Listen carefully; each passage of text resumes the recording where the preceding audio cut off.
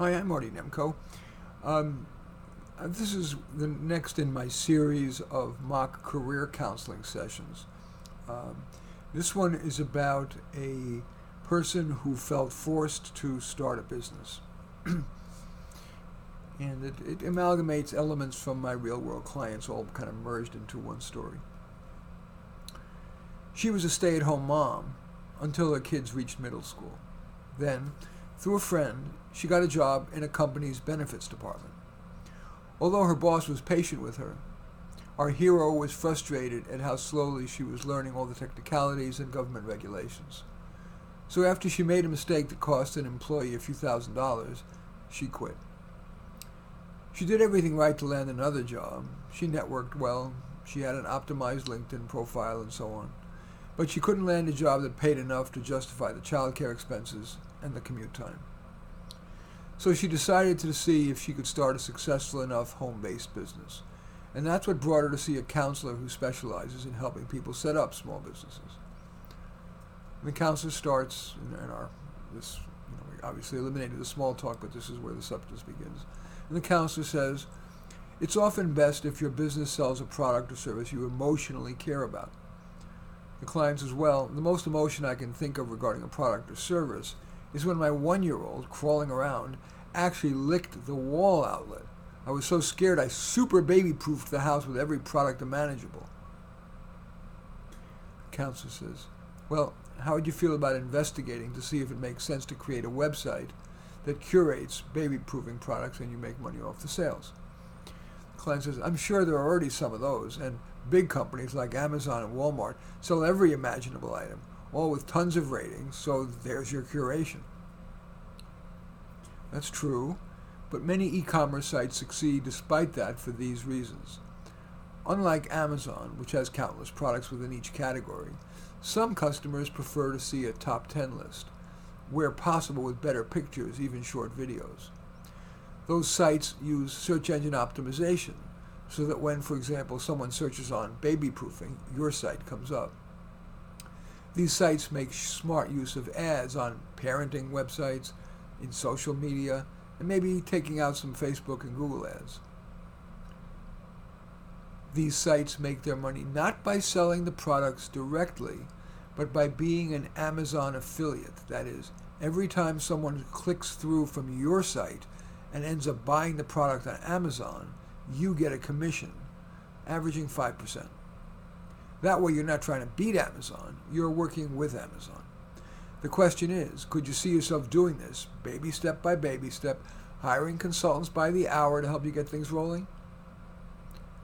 Well, it feels overwhelming, but I guess starting any business would be. A bricks and mortar store would even be more overwhelming, more expensive, and I couldn't work from home. I like the idea of being home when my kids come home from school. Counselor, I don't mean to imply that's necessarily the business for you. I just wanted you to get a flavor of what it takes for an online business to succeed. Would you like to explore some other business ideas? I would like to think about that one but before the session is over, I wouldn't mind coming up with one or more, maybe one more possibility. Ideally something really simple. I don't need to make a lot of money. If I could clear $50,000 a year, between that and my husband's income, we'd be all right. Counselor then says, well, rather than start with your interests, why don't I tick off some ultra-simple businesses and you tell me if any intrigue you? Sounds great. I use a technique called the optometry game. Have you ever been to the optometrist to get fitted for glasses or contact lenses, and he or she shows you pairs of lenses and asks you which you like better, one or two, and after a while you can't tell and you feel stupid? Yes. Well, I'm going to suggest pairs of home business ideas, and you tell me which you like better, okay? Okay. Would you rather be a tutor or a proofreader? Tutor. What would you tutor? Actually, I'd give flute lessons, in person or online, for kids in school orchestras. Okay. Flute teacher or tailor, maybe specializing in kid costumes for school plays or Halloween. Flute teacher. Flute teacher or researcher for novelist. Researcher, but is that realistic? Maybe, maybe not. Only if you'd be quite good at, for example, digging up historical details for a historical novelist and be willing to really beat the bushes to find one or more such novelists who are willing to hire you to do that. Client says, it sounds cool, but probably too much of a long shot.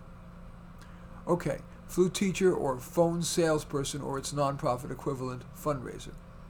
Flute teacher. Okay, flute teacher or bookkeeper. Actually, with some training, bookkeeper. Bookkeeper as a generalist, for physicians, for lawyers, or for psychologists. For psychologists, maybe also body workers and the like. You seem more enthusiastic about that than anything we've discussed so far. So, on a scale from 1 to 10, with 10 best, what does bookkeeper for psychologists and related practitioners score? 8.5. Well, what keeps it from being a 10? I guess it's that I don't know enough about what it would take to be a good bookkeeper, and how I'd get trained, and how hard it would be to actually get clients. So maybe there's the second area for you to research and think about. An online business, maybe baby-proofing products, maybe some other product or service we didn't get a chance to talk about today. And the other is bookkeeper, maybe specializing in psychologists. How does that feel, really? It's a good start. And I agree. Anyway, that's that little mock career counseling, small business counseling session. I do thank you for watching. Feel free to give this a thumbs up, or if needed, a thumbs down. I welcome your comments, your sharing, of course, on social media, and or your subscribing. In any event, I do thank you again for watching. I am Marty Nemko.